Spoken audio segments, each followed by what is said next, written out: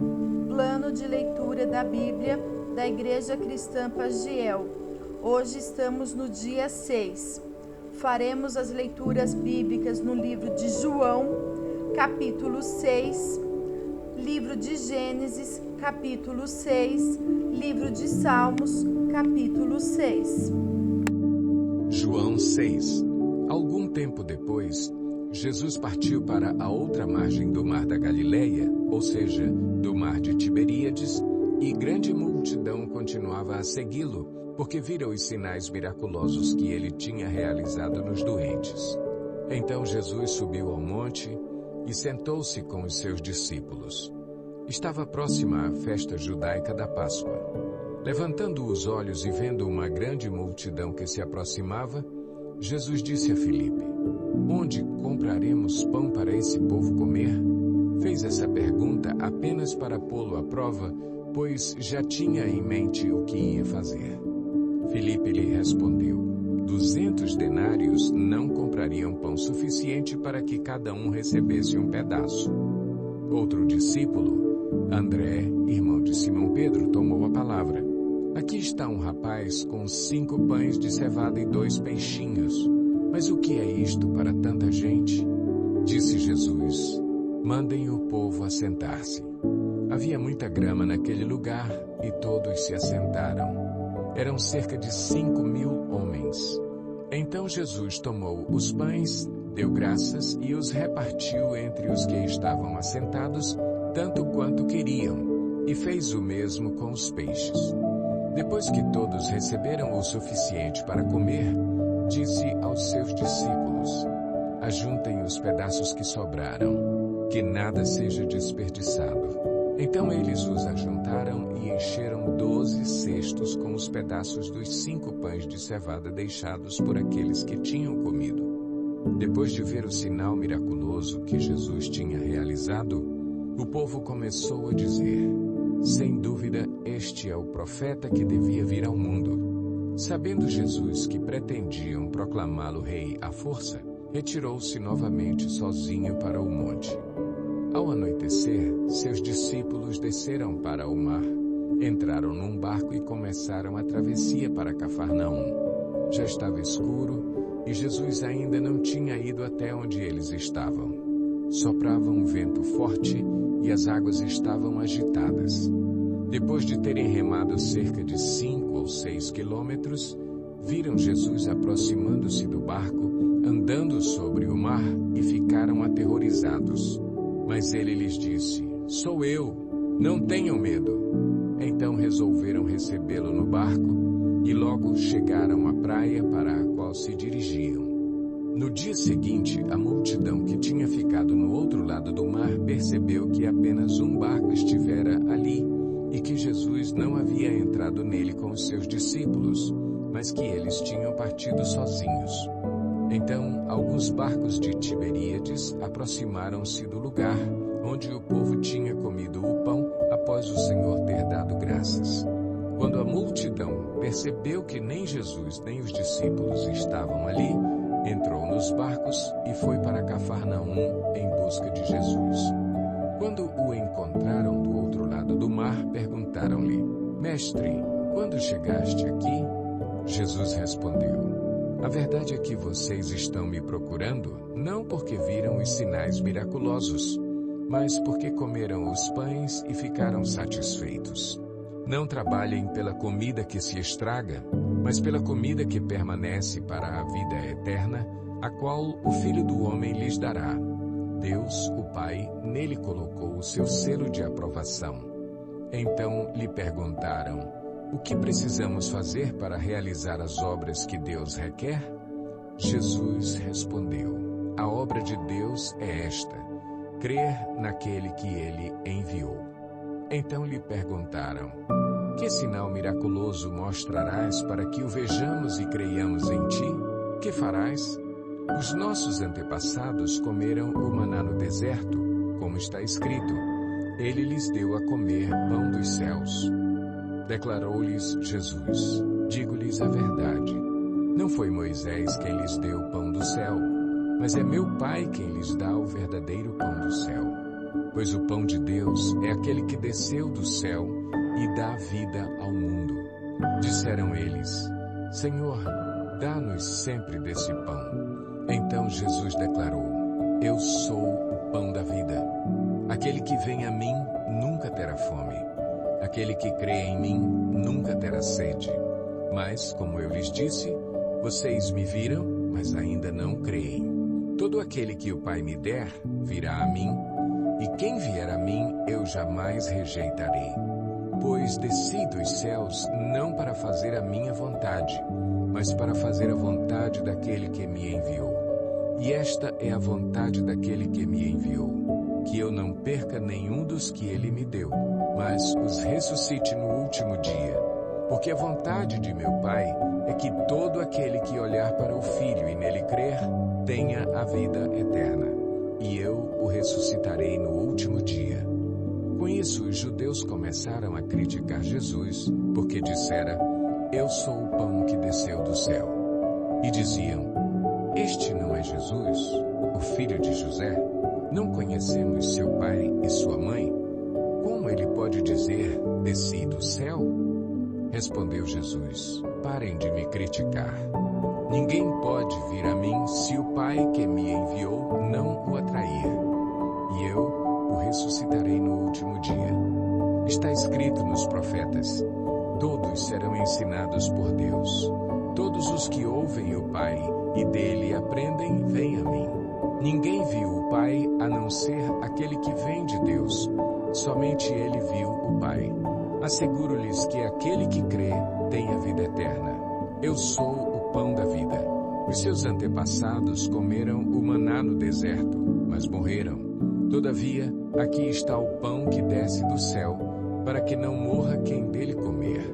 Eu sou o pão vivo que desceu do céu. Se alguém comer deste pão, viverá para sempre. Este pão é a minha carne, que eu darei pela vida do mundo. Então os judeus começaram a discutir exaltadamente entre si: Como pode este homem nos oferecer a sua carne para comermos? Jesus lhes disse: Eu lhes digo a verdade. Se vocês não comerem a carne do Filho do Homem e não beberem o seu sangue, não terão vida em si mesmos. Todo aquele que come a minha carne e bebe o meu sangue tem a vida eterna, e eu o ressuscitarei no último dia. Pois a minha carne é verdadeira comida e o meu sangue é verdadeira bebida. Todo aquele que come a minha carne e bebe o meu sangue permanece em mim e eu nele. Da mesma forma como o Pai que vive me enviou e eu vivo por causa do Pai, assim aquele que se alimenta de mim viverá por minha causa. Este é o pão que desceu dos céus. Os antepassados de vocês comeram o maná e morreram. Mas aquele que se alimenta deste pão viverá para sempre. Ele disse isso quando ensinava na sinagoga de Cafarnaum. Ao ouvirem isso, muitos dos seus discípulos disseram: Dura é essa palavra. Quem pode suportá-la?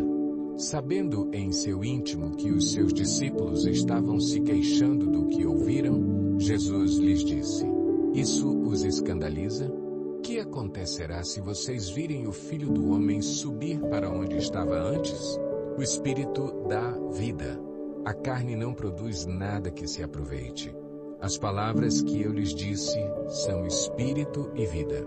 Contudo, há alguns de vocês que não creem, pois Jesus sabia desde o princípio quais deles não criam e quem o iria trair. E prosseguiu: É por isso que eu lhes disse que ninguém pode vir a mim, a não ser que isto lhe seja dado pelo Pai. Daquela hora em diante, muitos dos seus discípulos voltaram atrás e deixaram de segui-lo. Jesus perguntou aos 12: Vocês também não querem ir?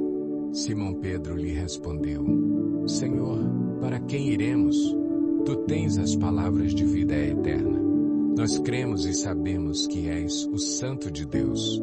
Então Jesus respondeu: Não fui eu que os escolhi, os 12? Todavia, um de vocês é um diabo. Ele se referia a Judas, filho de Simão Iscariotes, que, embora fosse um dos 12, mais tarde haveria de traí-lo. Gênesis 6. Quando os homens começaram a multiplicar de Deus viram que as filhas dos homens eram bonitas e escolheram para si aquelas que lhes agradaram. Então disse o Senhor: por causa da perversidade do homem, meu espírito não contenderá com ele para sempre, ele só viverá 120 anos. Naqueles dias havia nefilins na terra, e também posteriormente, quando os filhos de Deus possuíram as filhas dos homens e elas lhes deram filhos. Eles foram os heróis do passado, homens famosos. O Senhor viu que a perversidade do homem tinha aumentado na terra e que toda a inclinação dos pensamentos do seu coração eram sempre e somente para o mal. Então o Senhor arrependeu-se de ter feito o homem sobre a terra, e isso cortou-lhe o coração. Disse o Senhor: farei desaparecer da face da terra o homem que criei, os homens e também os grandes animais, e os pequenos e as aves do céu. Arrependo-me de havê-los feito. A Noé, porém, o Senhor mostrou benevolência. Esta é a história da família de Noé. Noé era homem justo, íntegro entre o povo da sua época. Ele andava com Deus. Noé gerou 3 filhos, Sem, Cam e Jafé. Ora, a terra estava corrompida aos olhos de Deus e cheia de violência.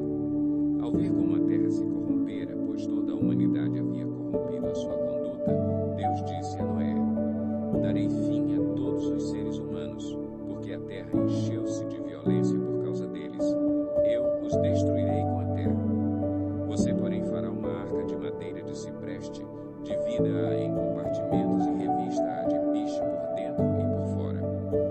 Faça-a com 135 metros de comprimento, 22 metros e meio de largura e 13 metros e meio de altura. Faça-lhe um teto com um vão de 45 centímetros entre o teto e o corpo da arca. Coloque uma porta lateral na arca e faça um andar superior, um médio e um inferior. Eis que vou trazer águas sobre a terra, o dilúvio, para destruir debaixo do céu toda criatura que tem fôlego de vida. Tudo o que há na terra perecerá. Mas com você estabelecerei a minha aliança, e você entrará na arca com seus filhos, sua mulher e as mulheres de seus filhos. Faça entrar na arca um casal de cada um dos seres vivos, macho e fêmea, para conservá-los vivos com você. De cada espécie de ave, de cada espécie de animal grande e de cada espécie de animal pequeno que se move rente ao chão, virá um casal a você, para que sejam conservados vivos. E armazene todo tipo de alimento para que você e eles tenham mantimento. Noé fez tudo exatamente como Deus lhe tinha ordenado. Salmo 6. Para o mestre de música, com instrumentos de cordas, em oitava. Salmo davídico. Senhor, não me castigues na tua ira, nem me disciplines no teu furor. Misericórdia, Senhor, pois vou desfalecendo. Cura-me, Senhor, pois os meus ossos tremem. Todo o meu ser estremece. Até quando, Senhor? Até quando? Volta-te, Senhor, e livra-me. Salva-me por causa do teu amor leal. Quem morreu não se lembra de ti. Entre os mortos, quem te louvará? Estou exausto de tanto gemer, de tanto chorar, inundo de noite a minha cama. De lágrimas encharco o meu leito. Os meus olhos se consomem de tristeza, fraquejam por causa de todos os meus adversários. Afastem-se de mim todos vocês que praticam o mal, porque o Senhor ouviu o meu choro. O Senhor ouviu a minha súplica, o Senhor aceitou a minha oração. Serão humilhados e aterrorizados todos os meus inimigos, frustrados, recuarão de repente.